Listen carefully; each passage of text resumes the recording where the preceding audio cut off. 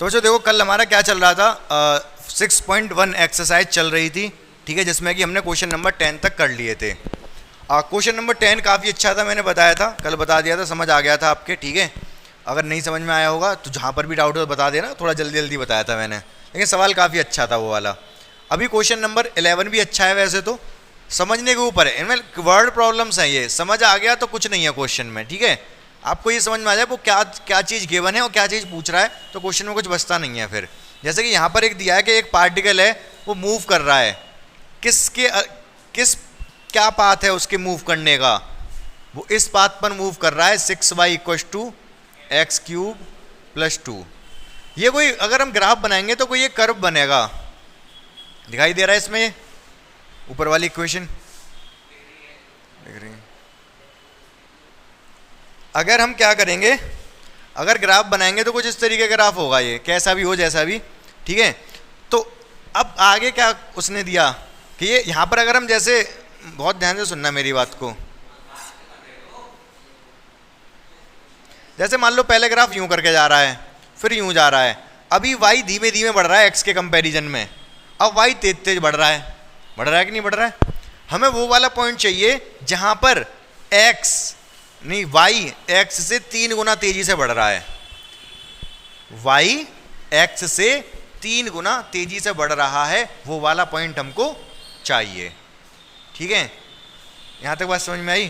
किस पे? इसी ग्राफ पर, क्वेश्चन नंबर 11 है ये। तो कैसे पता करेंगे कि एक्चुअली उसने दे क्या रखा है, कर्व तो ये दे दिया और उसने ये दे रखा है जो dy ओवर किसी तीसरे के रेस्पेक्ट में ले लो, या फिर अगर टाइम के रेस्पेक्ट में लो तो ये कह दो dy ओवर dt 3 गुना होना चाहिए dy over dx over dt के। ध्यान से समझ लेना मेरी बात को, dx ओवर dt के। एक तो ये वाली बात कह सकते हो आप, भाई y 3 गुना तेजी से बढ़ रहा है x के कंपैरिजन में, तो dy ओवर जो dt है वो 3 गुना है dy ओवर dx के। क्या आपको मेरी बात समझ आई? हाँ या ना? यही तो दे रखा है सवाल में। हाँ 8 टाइम्स, तो 8 कर लो, 8 टाइम्स तेजी से बढ़ रहा है। इतनी बात समझ आ रही है? पहले आपको ये जो मैंने लिखा है बिल्कुल सही है। एक तो लिखने का तरीका यही है। अब आप जब क्वेश्चन पढ़ रहे होगे जहाँ पर टाइम का कोई रोल ही नहीं है, भाई ये x है, ये x है और ये y है, टाइम का कुछ है नहीं। वैसे मैंने लिख दिया था क्योंकि हर चीज़ टाइम के, जब टाइम चेंज होता है तभी चेंज होती है, तो y के जो बदलने का रेट है विद रिस्पेक्ट टू टाइम वो 8 गुना होना चाहिए x के चेंज के रेट पर। तो ये क्वेश्चन दे रखा है, लेकिन हमें टाइम के बारे में नहीं दे रखा, तो मैं ये भी कह सकता था कि dy, इसके अलावा कहता तो dy ओवर dx y के बदलने का रेट x के रेस्पेक्ट में कितना होना चाहिए, ये होना चाहिए आपका 8। ये बात भी कही जा सकती थी इन शॉर्ट। और यहाँ पर भी अगर मैं dt से dt काट दूंगा तो dx इधर आ जाएगा, 8 ही बचेगा उधर। ये इसका भी मतलब क्या है, इसका मतलब क्या है, dy ओवर dx का मतलब क्या है, y किस रेट से चेंज हो रहा है विद रेस्पेक्ट टू x, यही तो मतलब है। जो कि उसने क्वेश्चन में कहा है कि y 8 गुना तेजी से चेंज होना चाहिए x के रेस्पेक्ट में, मतलब ये 8 होना चाहिए। बोलो हाँ, बात समझ में आई कि नहीं? क्वेश्चन पढ़ो, क्वेश्चन पढ़ के ये वाली चीज़ समझो ध्यान से। अगर ये चीज़ आपके समझ में आ गई तो क्वेश्चन में कुछ नहीं बचा फिर, ठीक है। समझ पा रहे हो मेरी बात को? हाँ ठीक है। तो ये कह रहा है dy ओवर dx की वैल्यू क्या होनी चाहिए, 8। पूछा क्या है उसने?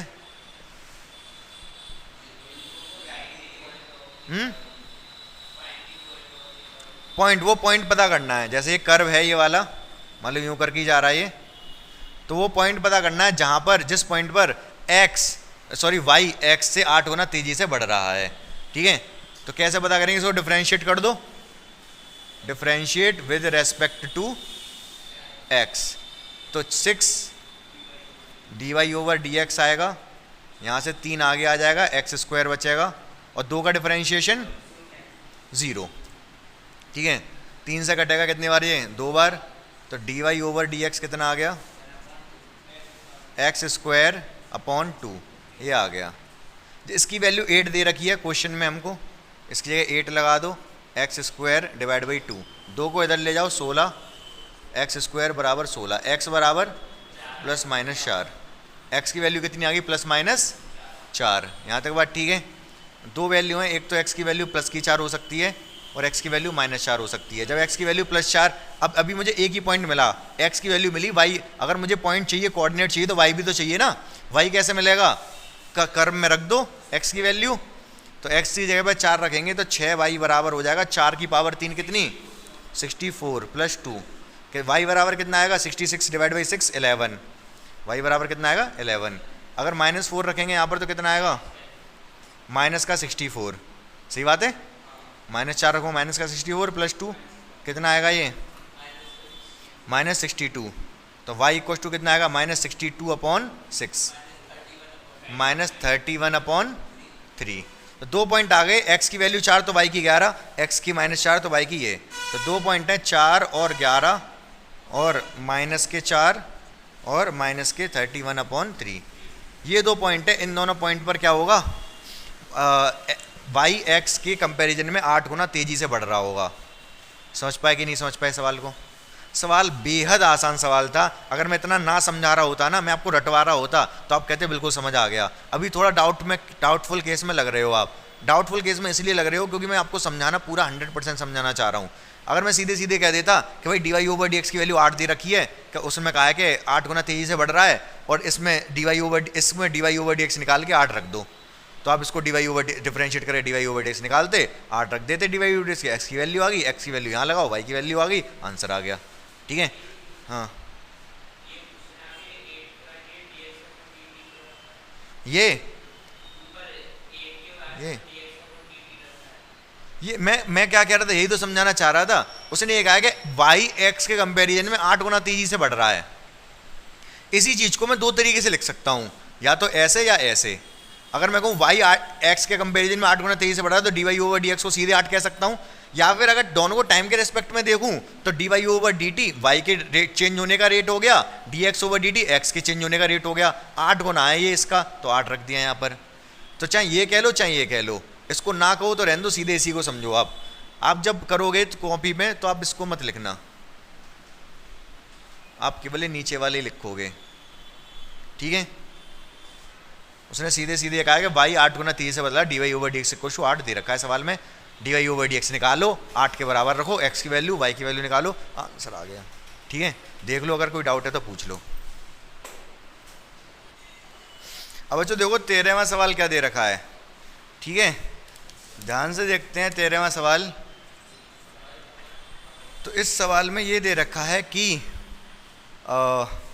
एक बलून है, गुब्बारा है, हमेशा कैसा रहता है? गोल रहता है, स्फेरिकल रहता है। उसका डायमीटर दे रखा है, कितना है? क्या? 3/2 2x + 1, ये डायमीटर दे रखा है। और वॉल्यूम के चेंज होने का रेट पूछ रहा है। क्या पूछ रहा है आपसे? वॉल्यूम के चेंज होने का rate with respect to x, dv/dx पूछ रहा है आपसे। ठीक है, वॉल्यूम बोले तो आयतन। ठीक है, तो वॉल्यूम किस रेट से चेंज हो रहा है? With respect to x, x के रेस्पेक्ट में पूछ रहा है। समझ पा रहे मेरी बात? तो कोई दिक्कत वाली बात नहीं है। कैसे नहीं है वो समझते हैं हम। सबसे पहले तो आपको ये पता है ये डायमीटर है, तो रेडियस कितनी होगी? इसका भी आधा कर दोगे, /2 कर दोगे। डायमीटर हिंदी में बोले तो व्यास और रेडियस त्रिज्या, तो इसके 2 से भाग दे दोगे, कितना आएगा? 3/4 2x + 1। ये क्या आ गई? रेडियस आ गई। ये क्या आ गई? रेडियस। 2 से भाग दे दिया तो नीचे वाले में गुणा हो जाएगी। ठीक है, रेडियस आ गई। हमसे वो पूछ रहा है, ठीक है कोई बात नहीं, जो पूछ रहा है। हमें एक बात पता है कि v बराबर क्या होता है? 4/3 πr3 ये होता है। बट r क्योंकि इसने ये दे रखा है तो हम पुट कर देंगे 4/3 π, r की वैल्यू लगा देंगे 3/4 2x + 1 की पावर कितनी? 3। सही बात है। ठीक है, अब 2 तरीके हैं करने के, या तो अभी डिफरेंशिएट कर दो या फिर सॉल्व करें। सॉल्व क्या करना है? डिफरेंशिएट पहले तो हल्का फुल्का सॉल्व कर दे रहा हूँ। 4/3 π गुणा, इसको अलग कर लो, 3 की पावर 3, 4 की पावर 3 और 2x + 1 की पावर 3 अलग कर लो। यहाँ से 3 से पावर कटेगी, 2 रह जाएगी। ऊपर 3 पावर है, नीचे 1 पावर है, 2 पावर रह जाएगी। यहाँ से ये पावर कटेगी, 2 पावर रह जाएगी। मतलब v इक्व टू आ गया आपका 9, ये 16 पाई, और ये कितना है 2x प्लस 1 की पावर 3। ये आ चुका है हमारे पास। अब रही क्या गया करने को, डिफरेंशिएट करना है विद रिस्पेक्ट टू x।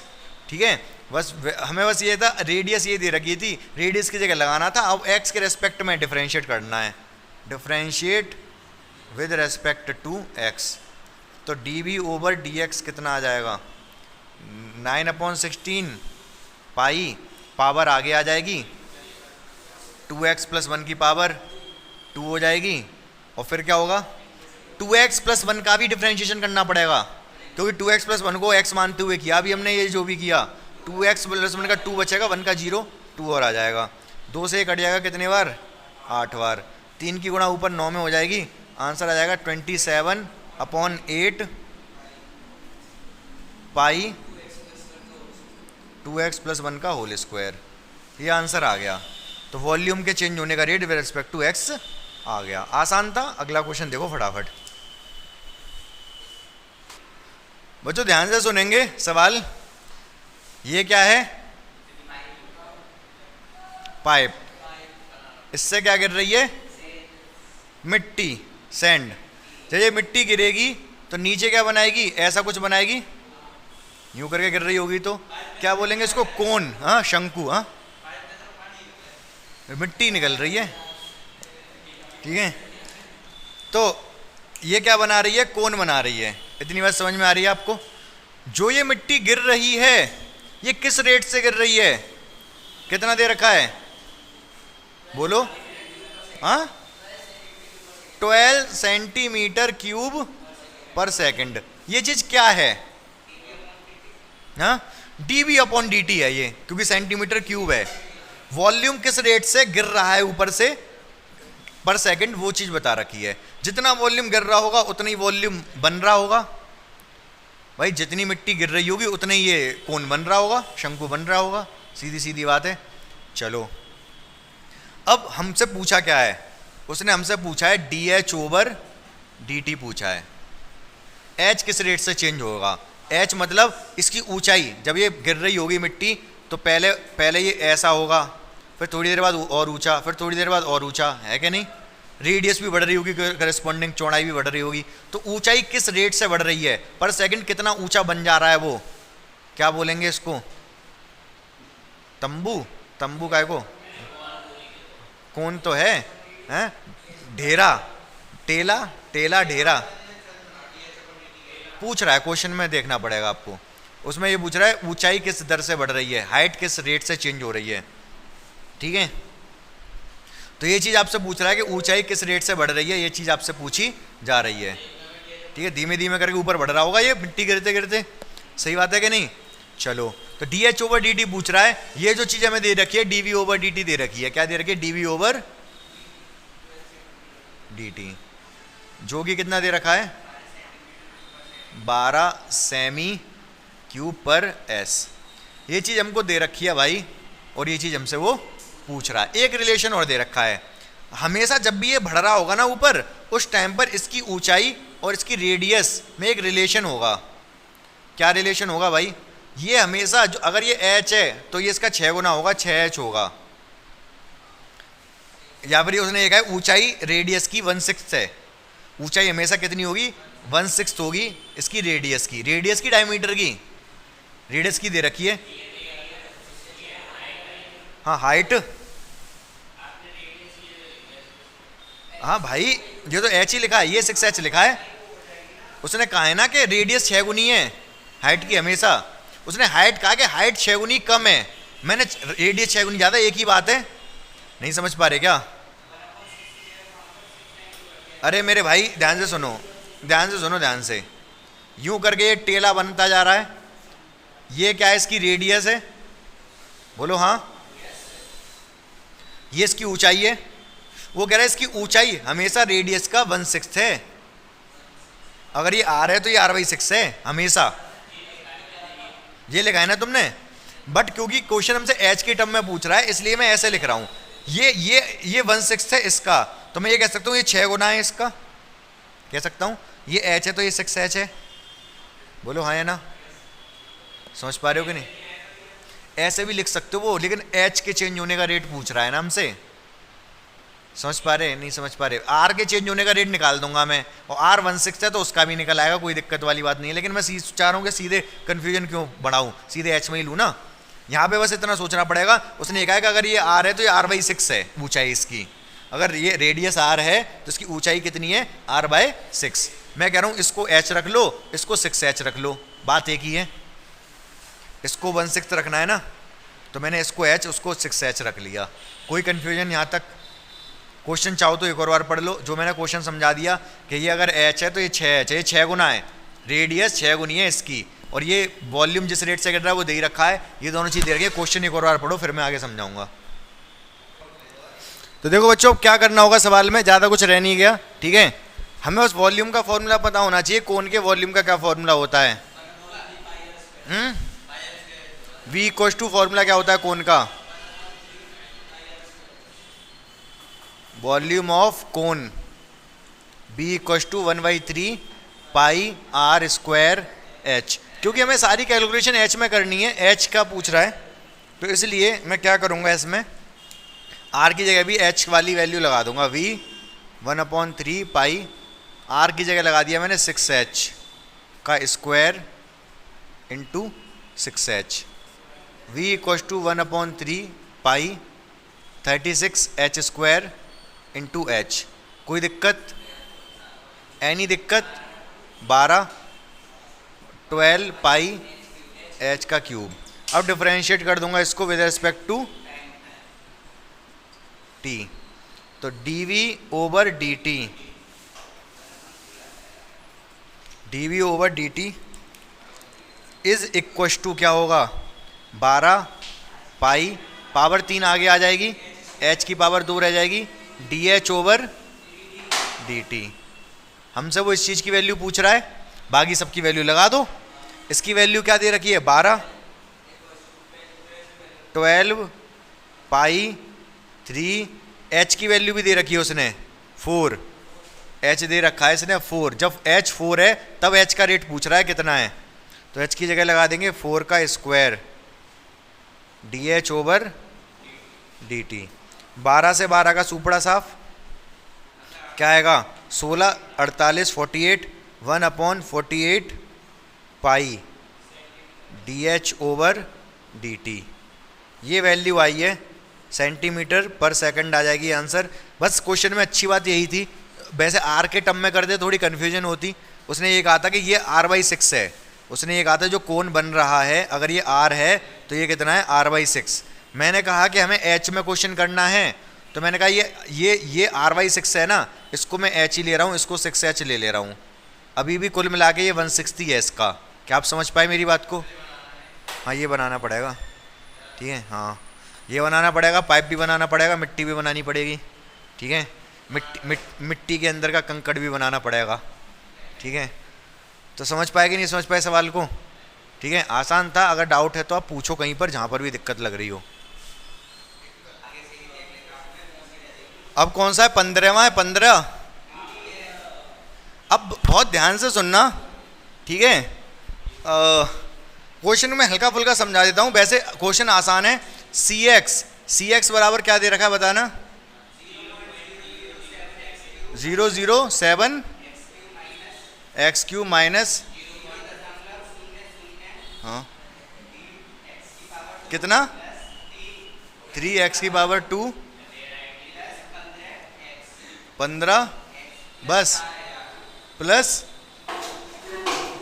क्या कर रहे हो, ये क्या है, ये कॉस्ट की इक्वेशन है। किसकी? कॉस्ट की इक्वेशन। क्या मतलब है इसका? अगर मान लो आपने कोई ऑब्जेक्ट बना रहे हो, ठीक है, कोई आपके घर में ताले बन रहे हैं मान लो, अगर आपके घर आप 20 ताले बनाना चाह रहे हो, ठीक है, तो इसमें x के 20 रख दो, तो 20 ताले बनाने में कितने रुपए लगेंगे वो बता देगा ये वाली इक्वेशन। क्या बता देगी? 20 ताले में कितने पैसे लगने वाले हैं। अगर 21 ताले बनाने हैं तो 21 रख दो, 50 ताले बनाने हैं 50 रख दो। आप सोच रहे होगे कि ये कैसी इक्वेशन है भाई, ये तो अजीब सी लग रही है बहुत, ऐसा तो हमने पढ़ा नहीं। आप ये सोच रहे होगे अगर 10 ताले 100 रुपए के बन रहे हैं तो 20 ताले कितने के बनेंगे? 200 के। 10 अगर 100 के बन रहे हैं तो 20 बनेंगे 200 के। आपको ऐसा लग रहा है ना, लेकिन ऐसा नहीं है। क्यों? क्योंकि अगर 10 ताले 100 के बन रहे हैं तो 20 ताले उससे भी कम में बन जाएंगे। पूछो क्यों? क्योंकि जब क्वांटिटी ज़्यादा बनाते हैं तो कॉस्ट कम लगती है, होलसेल में जाता है फिर वो, ठीक है ना। जैसे मान लो 10 ताले बना रहे हैं, 10 ताले बना रहे हैं तो भी 2 लेबर की ज़रूरत है। अगर 20 ताले बना रहे हैं, बस 1 घंटे एक्स्ट्रा ले रहे हैं, लेकिन 20 ताले बनेंगे उन्हीं 2 लेबर में, तो 2 लेबर के एक्स्ट्रा पैसे नहीं दे। 2 लेबर के 10 से 20 ताले बनाने के लिए 2 के 4 लेबर थोड़े ना करने पड़े, वही 1-1 घंटा और एक्स्ट्रा उन्हीं से काम करा लिया। समझ रहे हो कि नहीं? तो ये एक इक्वेशन है जो कि आपको ये बता रही है कि जितने भी प्रोडक्ट बनाना चाह रहे हो ना, उतने प्रोडक्ट की सीधे कॉस्ट बताएगी। आप एक इक्वेशन बना दी ये, जिसमें अगर आप 100 ऑब्जेक्ट बना 100 ताले बनाना चाह रहे हो, एक्स ये 100 डालो, 100 के पैसे बता दी कितने पैसे लगेंगे आपके, ठीक है। 200 के चाहिए, 200 डालो, 200 के पैसे बता देंगे इतने पैसे लगेंगे। बात समझ में आ गई? कोई दिक्कत नहीं है, ठीक है। अब मेरी बात बहुत ध्यान से सुनना। उसने क्या पूछा है? मार्जिनल कॉस्ट पूछी है। क्या पूछी है? Marginal cost. हिंदी में क्या लिखा है? सीमांत। सीमांत करके क्या लिखा है? सीमांत लागत। सीमांत लागत पूछी है। सीमांत लागत मतलब मार्जिनल कॉस्ट। इसका क्या मतलब है? इसका क्या मतलब है? ध्यान से मेरी बात सुनना। इसका मतलब ये है कि जैसे अगर 20 प्रोडक्ट बना रहा हूँ मैं, ठीक है, 20 मैंने बनाए, 20 ताले बनाए, 20 प्रोडक्ट बनाए, कुछ भी ले लो, तो 20 प्रोडक्ट से 21वां प्रोडक्ट बनाऊंगा तो 21वें को बनाने में कितने रुपए एक्स्ट्रा लग रहे हैं? वो क्या है? मार्जिनल कॉस्ट है। समझ पा रहे हो कि नहीं मेरी बात को? हाँ या ना? ठीक है, अलग अलग होगी। अगर मुझे 10 से 11वां बनाना है तो उसके पैसे कुछ और होंगे 11वें के बनाने के, और अगर 20 से 21वां बनाना है तो उसके पैसे कुछ और होंगे। इस बात से एग्री कर रहे हो? अभी कॉन्सेप्ट पर पूरा समझा दिया मैंने, ठीक है। तो हर एक प्रोडक्ट जब 10 से 11 में हो, 11 से 12, 12 से 13, कोई भी प्रोडक्ट हो तो उसकी कॉस्ट अलग अलग होगी बनने की, ठीक है कि नहीं? ठीक है, वही पूछ रहा है वो, मार्जिनल कॉस्ट पूछ रहा है x बराबर 17 के लिए। किसके लिए? मतलब 17वां प्रोडक्ट बनाओगे तो कितने रुपए देने पड़ेंगे, ये पूछ रहा है वो आपसे। तो आपको क्या करना है? डिफरेंशिएशन यही तो बताता है आपको। एक प्रोडक्ट की कॉस्ट बतानी है, और एक प्रोडक्ट की कॉस्ट मतलब रेट। एक प्रोडक्ट जब भी एक में किसी चीज़ को निकालते हैं तो वो रेट ही तो होता है। मतलब आपको क्या चाहिए? dCx ओवर dx पूछ रहा है वो, ठीक है। कब? जब x कितना है? 17। जितना मैं समझा रहा हूँ ना, उतना कोई समझाएगा ही नहीं आपको। क्यों? क्योंकि वो सोचेगा कि क्यों इनसे मूड मारे, सीधे सीधे बता दो ऐसा करना है, ठीक है। या फिर हो सकता है टीचर को भी ना पता हो कि क्या चक्कर है इसका। तो जो मैं समझा रहा हूँ तो समझो, जो समझने में जो मजा है वो चीज़ किसी में नहीं है, ठीक है। एक बार चीज़ें आपको समझ में आने लगेंगी तो ज़िंदगी आसान लगेगी, बिल्कुल सारी चीज़ें आसपास की आसान लगेंगी। एक बार आपको समझने की आदत पड़ गई, समझने की लत लग गई आपके अंदर चीज़ों को, कि कोई चीज़ कैसे हो रही है, क्यों हो रही है, फिर चीज़ें आसान आसान लगने लगेंगी। आदमी परेशान क्यों रहता है? जब कन्फ्यूजन होती है। परेशान कब रहता है? जब कन्फ्यूजन होगी, मतलब कि चीज़ें पता ही नहीं क्यों हो रही हैं, कैसे हो रही हैं। जब इंसान चीज़ों को समझने लग गया, मतलब सब उसके सामने क्लियर हो गई चीज़ के ऐसे है, ज़िंदगी ही समझ जाएगा वो, आदत अगर समझने की लग गई तो, ठीक है। तो समझना ज़रूरी है भाई, कोशिश करते रहना चाहिए, परेशान नहीं होना चाहिए। देखो वही चीज़ है, मैं क्वेश्चन को पढ़ के समझा तो मेरी एज और आपकी एज में अंतर है, ठीक है। तो मैं हो सकता है एक बार में समझ गया आपको, या फिर मैं तो चलो अभी पढ़ा रहा हूँ काफ़ी टाइम से, जब मैंने पहली बार पढ़ा था तो चलो पहली बार समझ में आ गया था क्या कहना चाह रहा है। आपको हो सकता है पहली बार में ना समझ में आए, कोई नहीं, टेंशन नहीं लेनी कभी पढ़ाई में। ये नहीं सोचना कि यार समझ नहीं आ रहा, आएगा। कोशिश करते रहो। कोशिश करने का मतलब ये है कि देखते रहो, और टेंशन कभी लो ही मत। ये सोच के चलो आए समझ ना आए, लेकिन अगर आप अपनी कोशिश कर रहे हो तो आएगा।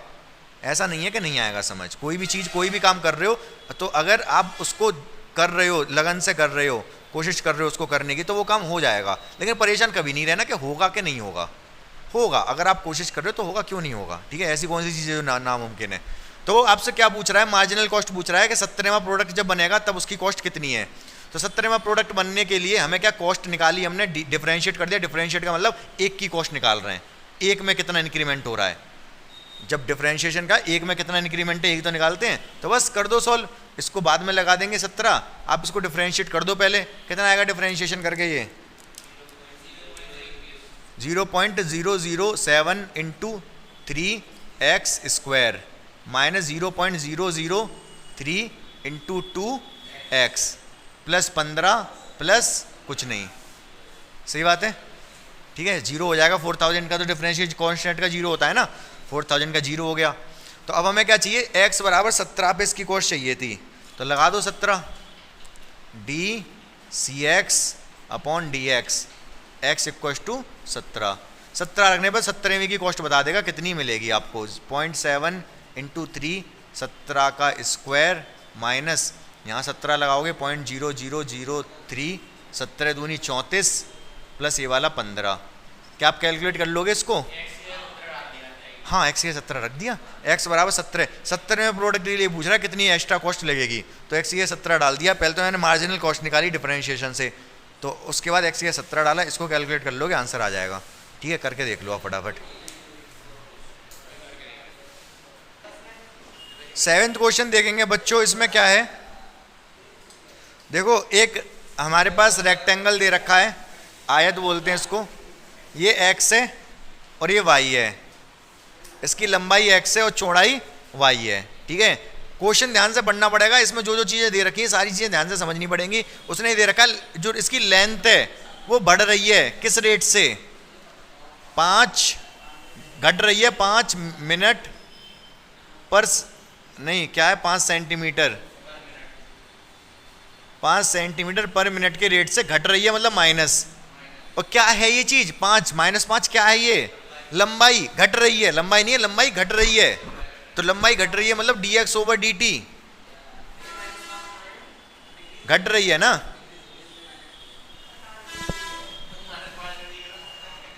ठीक है, और dy ओवर dt क्या दे रखा है, लंबाई बढ़ रही है, चौड़ाई बढ़ रही है, किस रेट से, 4 सेंटीमीटर पर मिनट। क्या पूछ रहा है वो, एरिया और पेरीमीटर के चेंज होने का रेट पूछ रहा है, एरिया क्षेत्रफल और परिमाप के चेंज होने का रेट पूछ रहा है।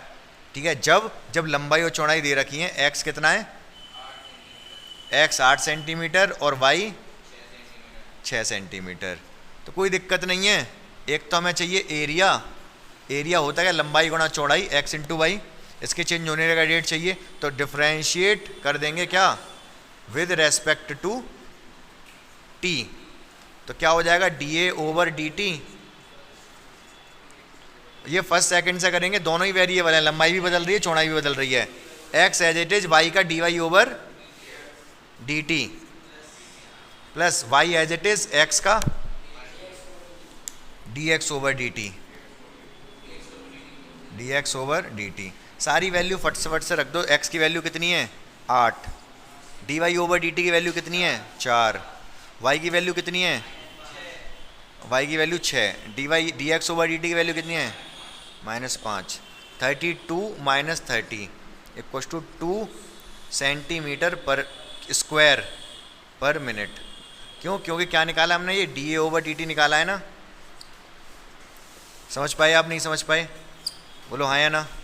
ठीक है, एक चीज़ और ध्यान देना इस सवाल में, देखो चौड़ाई के बढ़ने का रेट कम है, बढ़ने का रेट कम है, घटने का रेट ज़्यादा है, घटने का रेट ज़्यादा है लंबाई के, तब भी एरिया बढ़ रहा है 2 सेंटीमीटर स्क्वायर पर मिनट। समझ रहे हो कि नहीं। पेरीमीटर का देखो, पेरीमीटर क्या होता है 2x प्लस वाई, दो गुणा लंबाई प्लस चौड़ाई, यही तो होता है ना भाई पेरीमीटर।